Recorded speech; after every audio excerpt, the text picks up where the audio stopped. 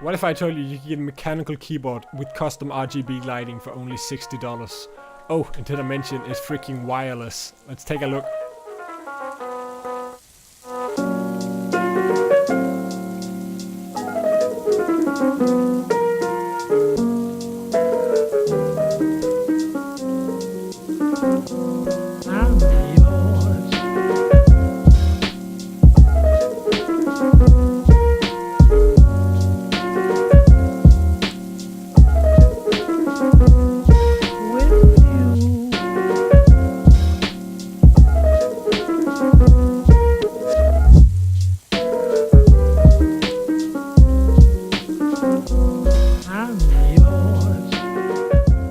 Hi, I'm Magnus, and today is all about this little fella here. This is a Drevo Calibur wireless mechanical keyboard. Comes in either black or white, and with four different switches. Let me know in the comments below if you're currently rocking any wireless accessories. I myself am using a few that will be featured in some upcoming videos. But let's have a look at the keyboard. If you look at the design, it's a very standard layout keyboard. It has all the right sizes for the buttons, which is nice to see that they kept it standard. You can easily fuck up a keyboard if you just change the layout. So nice to see that, Drevo. Great job. And on the back side, we have a micro USB plug for the nicely included braided cable, which is very nice to see, especially at this price point, to see a braided cable. That's very nice, Drevo. On the back, we have some rubber pads. We have two here on the bottom for when it's lying flat or when it's with the feet. And then on the feet, we also have rubber pads, and next to the feet, also rubber pads. There's just rubber pads all over. It's so nice. It's rock steady, this keyboard. Very nice. It's also on the back that you find this tiny little on-off switch. It can be a bit hard to switch on and off, but you get used to it. Then moving on back to the front, you have this full-length aluminum plate that's going all the way through. Look at the flex. It's practically no flex. It's really nice build quality, especially considering the price. And then moving on to the keycaps. These keycaps are PBT and not ABS. And for those of you who don't know, ABS plastic is the cheap plastic. It feels cheap, it looks cheap, it sounds cheap, and it's what you find on most mainstream keyboards. But this is PBT. It is the premium plastic. It feels almost soft to the touch, actually.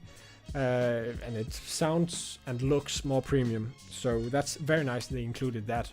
The switches are Otemo switches, and the color names is the same as the Cherry MX switches.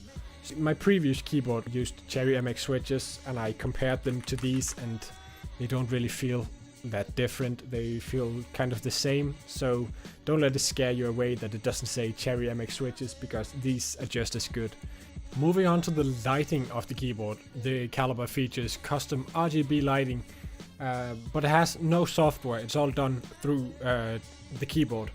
The way you do it is that you hold the FN key, and then you press either insert to switch through the different pre-installed effects. You can also press delete to switch through the different static colors that it has. And then on page up and page down, you have the different user presets where you can determine the color of each individual LED. The way that's done is that you press page up, for example, and then you have to press the button until it's the color that you want, and then you move on to the next button. Can be a bit tedious, but it's not that bad once you get used to it.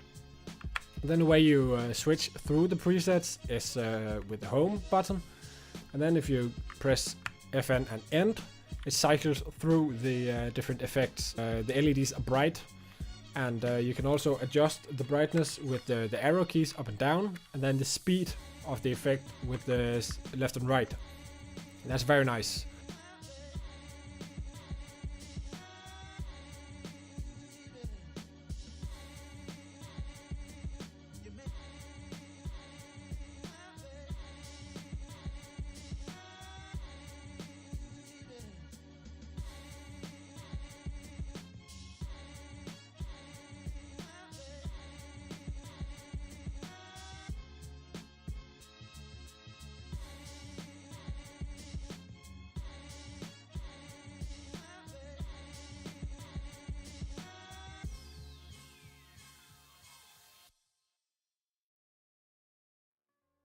Let's move on to the focal point of this keyboard.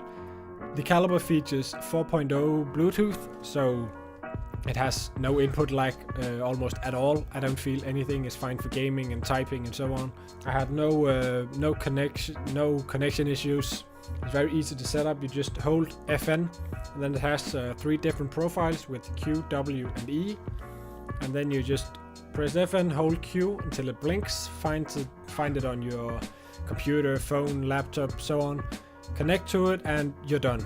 And then you can easily switch through. For example, if you have your main computer on Q, your laptop on W, and then your phone on E. It's easy to just switch through them. So that's very nice to see that they made it very easy. Okay, let's talk some pros and cons for the keyboard. First of all, let's take some pros. It's a very high quality build with the braided cable, the aluminium plate, the PBT caps. It's all great, especially for the price at only $60. It's very nice. Then we have the bright LEDs. They're nice. Nice to have. It looks good. It's great. Then it's wireless, which is just fantastic. There's really no other product like this on the market. There's the Ant Pro, but that's like $90 or $100, so I would take this any day over the Ant Pro. And then it's very affordable, this keyboard, as I said many times, and the battery time is also great. I can go 2 to 3 days depending on usage, and I'll just charge it at night, so I never have to scramble for a charger mid-game or anything. So that's very nice. And then moving on to some neutral points, the lighting system can be a bit tedious to set up because you have to click the button so many times. It would be nice with some software for it, but I think it's okay. It's okay. And then it goes into standby mode after 30 seconds, where when it's in wireless mode, where the LEDs they turn off. It might be a minus for some. I think it's nice. It saves the battery life. I like it. And then the on-off switch on the back can be a bit finicky to turn on and off, but if you don't have extremely fat fingers, it shouldn't really be a problem.